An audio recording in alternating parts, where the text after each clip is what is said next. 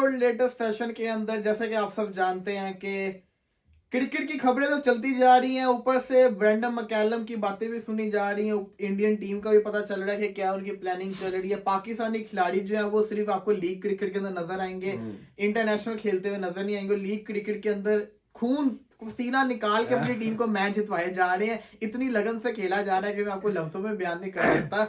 15 करोड़ जो लिया ना शाहीन शाह अफरीदी ने IL T20 में खेलने का 1 साल का, वो पूरा करके दिखा रहा है। खून अपना बहा रहा है अपनी टीम को जितवाने के लिए। 15 करोड़ एक सीजन का वो ले रहा है और उसको 3 साल के लिए उन्होंने साइन अप किया हुआ है 15 करोड़ में। तो मतलब के 45 करोड़ रुपया वो ले रहा है IL T20 से। उसको 45 करोड़ क्यों मिल रहा है? क्योंकि उसकी तस्वीर वो लोग यूज कर रहे हैं अपनी प्रमोशन के लिए। अच्छा। तभी आपने देखा होगा डेजर्ट वाइपर हर चीज के अंदर शाहीन शाह अफरीदी की तस्वीर लगाती है, क्योंकि वो बड़ा खिलाड़ी है तो उसकी तस्वीर को यूज करने के अलग चार्जेस वो ले रहा है। ये एडवर्टाइजमेंट के अलग मिलते हैं यार।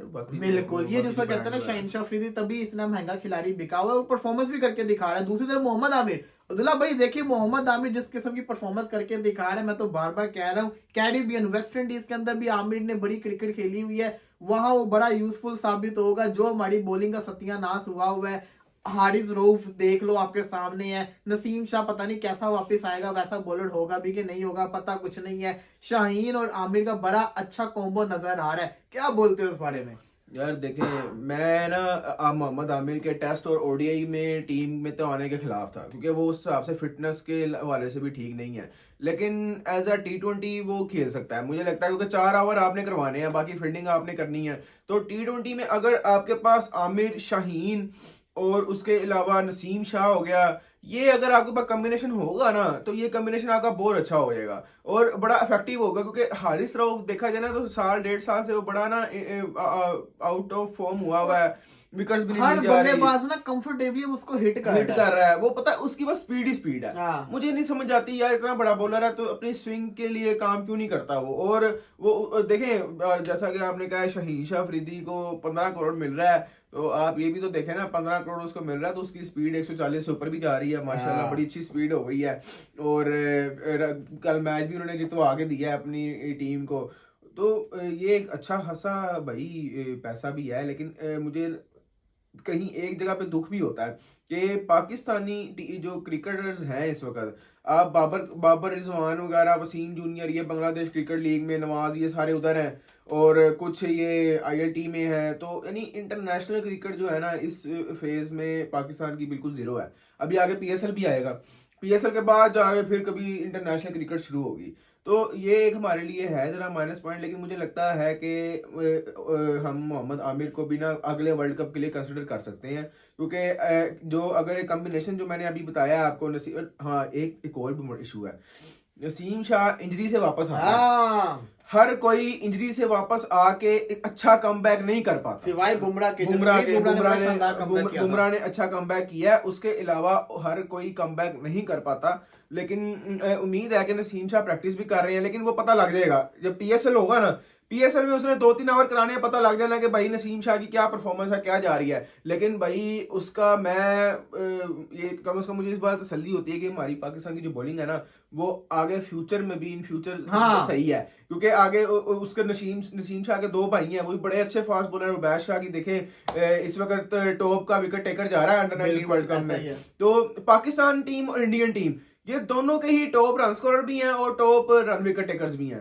तो ये एक अच्छा मैं समझता हूँ कि प्लस पॉइंट है एशिया के लिए, स्पेशली साउथ एशिया के लिए। तो लेकिन पाकिस्तानी टीम में वी नीड आमिर। हाँ यार, आमिर चाहिए। लेकिन उसके लिए फिर देखे ना, मोहम्मद आमिर को पहले अपनी रिटायरमेंट का फैसला वापस लेना पड़ेगा। बात सारी यहाँ पे आती है और वो तब लेंगे जब उनको नजर आएगा। उसने इमाद वसीम के साथ शो में उसने कहा था अगर इमाद वसीम कैप्टन बन गया तो अपनी रिटायरमेंट को वापस ले लूंगा। उसने ये कहा हुआ है कि अगर इमाद ने कहा था कि मैं इसको वापस लेकर आऊंगा। आप अपने लिए अपने फैसले करें ना, कैप्टन बनना या ना बनना वो तो बोर्ड का इशू है और चेयरमैन का इशू है। और सबसे बड़ी चीज है, दोनों के जो कैप्टन है पाकिस्तानी टीम का वो शाहीन है और दोनों की आपस में केमिस्ट्री बन रही है। तभी मैं बात को जोर दे रहा हूँ कि ये हो सकता है। अब आप देखें ना, उनकी टीम जो है वो बड़ा अच्छा परफॉर्म कर रही है। पहले शाहीन ने 3 विकेट्स लिए, फिर अब आमिर ने भी लिए।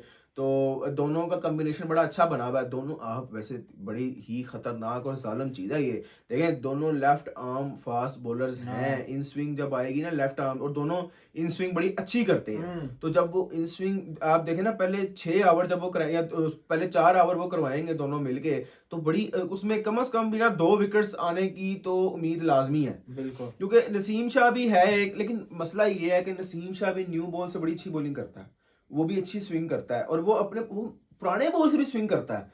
तो ये भी एक फायदा हो सकता है। बस मैं दुआ करता हूँ कि नसीम शाह की जो फॉर्म है ना वो वापस आए सही। अच्छा आप हमारे साथ नहीं थे, इंडिया को इंग्लैंड ने हरा दिया उसी टेस्ट मैच के अंदर, जो हमने सोचा भी नहीं था वो हो गया था। अब क्योंकि अब अगला टेस्ट मैच आ गया, तो इंग्लैंड की जो बॉलिंग है वो भी अब इंडिया जैसी होगी, उनके जो स्पिनर्स हैं बड़े खतरनाक हो गए हैं, और इंडिया को भी अब जिसको कहते हैं ना सावधान रहना पड़ना इंडियन लैंग्वेज के अंदर। अब अगर वो रैंक टर्नर बनाएंगे जो कि कहा जा रहा है, तो ब्रेंडन मैकलम ने ऑलरेडी कह दिया कि 4 स्पिनर हम खिला लेंगे, वो यानी चारों ही स्पिनर होंगे, 5 जो रूट होगा। वो माइंड गेम खेल रहा है, वो उसने पहले से ही इंडिया बीसीसीआई को और जो पिचेस बनाते हैं उनको बता दिया कि भाई हम 4 स्पिनर खिला सकते हैं, तो इसलिए वो ये करेंगे। अब वो जो पिच उतनी खतरनाक बननी थी ना, वो शायद उतनी खतरनाक ना बनाए, क्योंकि उनका जडेजा भी मैंने सुना अनफिट हो गया।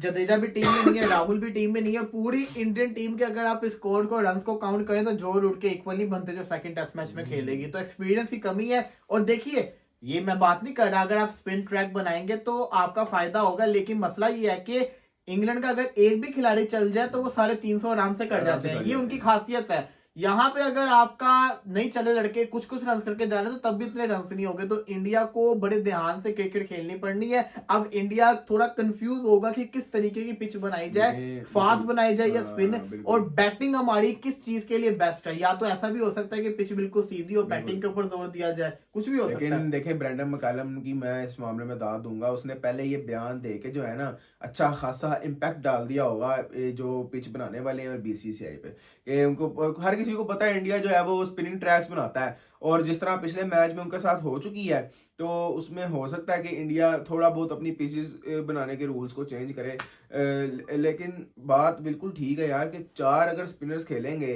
तो, और एक सिर्फ बेन स्टोक्स है जो खेलने वाला है फास्ट बॉलिंग वाली है, वो भी ऑलराउंडर है।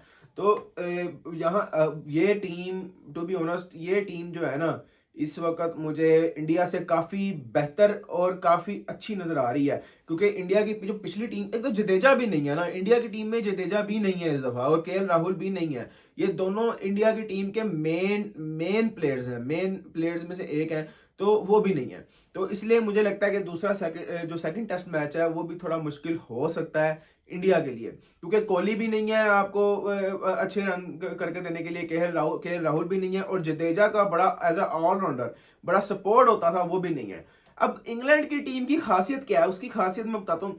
देखिए ऑस्ट्रेलिया हो गया और इंग्लैंड, ये 2 टीम्स ऐसी हैं, अगर इन टीम्स का एक प्लेयर जो है ना 100 मार जाता है, ठीक है, जब वो एक प्लेयर 100 मारता है ना, उसके साथ 3-4 प्लेयर्स ऐसे जरूर आते हैं पार्टनरशिप बिल्ड करने वाले जो 30-40 मार देते हैं। तो जब वो 30-40 मारेंगे, एक प्लेयर 100 मारेगा, तो ये 350-300 आराम से ऑटोमेटिकली हो जाता है। तो ये एक होती है प्लानिंग, एक साइड हर किसी बैट्समैन को लाजमी सेव करनी चाहिए। लेकिन मुझे इस टेस्ट मैच में लगता है कि इंग्लैंड जो है ना वो भारी है ज्यादा। इंग्लैंड की टीम भी अच्छी है, ऑन द पेपर भी अच्छी है, और उसके अलावा इंडिया के पास कोहली भी नहीं है, केएल राहुल भी नहीं है, जडेजा भी नहीं है, जो स्पिन में नहीं है ना, ये बड़ी कमी। स्पिन के अलावा वो ऑलराउंडर, वो बैटिंग भी अच्छी कर लेता है। और मैं ये देख रहा था पिछले लास्ट रोहित शर्मा के 4 test matches, last 4 test matches के अंदर आप ये वाला मैच हारे, वर्ल्ड टेस्ट चैंपियनशिप का फाइनल हारे, अहमदाबाद के अंदर मैच ड्रॉ हुआ, और उससे पहले वाला आप ऑस्ट्रेलिया के अगेंस्ट तीसरा टेस्ट मैच हारे थे। तो ये पिछले 4 में से एक भी नहीं जीते। और सबसे बड़ी चीज मैं ये कह रहा हूँ कि जो एक चीज हमें पता है कि इंडिया जब हारता है तो अगले मैच में बड़ा शानदार किस्म का कमबैक करता है। क्या इस मैच में इंडिया शानदार किस्म का कमबैक कर पाएगा? क्योंकि मैं बड़ा कंफ्यूज हूँ। आपका एक मेन स्पिनर इस टेस्ट मैच में नहीं होगा, और आपका एक मेन बल्लेबाज विराट कोहली इस टेस्ट मैच के अंदर नहीं होगा, तो रोहित शर्मा को अपने कंधों के ऊपर लेके चलना पड़ेगा। और सबसे बड़ी चीज कि अब जो आप सरफराज खान को लेकर आ गए, क्या आप उसको चांस देंगे? अगर उसको चांस देंगे, उसको प्रॉपर चांस मिलेगा, उसको सही बैटिंग ऑर्डर पे खिलाया जाएगा। मैं कहता हूँ सरफराज खान को ना इस पूरी सीरीज में खिलाना चाहिए, यानी उसको हर मैच, उसको हर मौका खुल के दे। देखते हैं वो जो उतने अरसे से रोला डला हुआ था वो किस तरह का इंटरनेशनल क्रिकेट हाँ। में किस तरह खेलता है, तो उसको प्रॉपर अच्छा मौका मजे की मिलना चीज चाहिए। देखी आपने 2000 जब वो उसने वर्ल्ड कप खेला था ना अंडर 19 का, सरफराज खान ने तब भी जिसको कहते हैं सेंचुरी हाईएस्ट स्कोरर बना था इंडिया की तरफ से। अब उसका भाई खान जिसको कहते हैं ना खेल अंडर 19 का वर्ल्ड कप, तो वो टॉप हाईएस्ट स्कोरर है, टॉप स्कोरर बना हुआ है इंडिया वो की है, और तरफ एक से। पाकिस्तान का लड़का है शाहजेब शहजाद, तो पता नहीं आप क्या देख नाम है लें कि ये दोनों भाई जिसको कहते हैं ना अंडर 19 के टॉप स्कोरर इंडिया की तरफ से बने, तो शानदार किस्म के खिलाड़ी तो है, इसमें कोई शक नहीं है। देखिए अब जो बड़ा फैसला है ना, बड़ी प्रिडिक्शन वो तो आपके साथ कल ही करेंगे, बट फिलहाल के लिहाज से ना देखा जाए तो पहले था कि ना इंडिया बहुत फेवरेट है टेस्ट सीरीज के अंदर। अब ऐसा लग रहा है कि जो सीरीज है ना ये 50-50 हो चुकी हुई है, या तो इंग्लैंड भी पूरा मुकाबला कर सकता है। इंग्लैंड की यही तो क्वालिटी है कि वो एशिया में आके भी डोमिनेट कर रहा है, पाकिस्तान को बुरी तरह से 3-0 से हरा के गया। ये पता क्या है, अगर इंडिया 450 के करीब करके भी हार रहा है हाँ। पहले इनिंग में, तो ये वाकई एक 190 खतरे की हाँ, लीड। तो ये वाकई एक खतरे की घंटी है, 190 की लीड कम नहीं होती।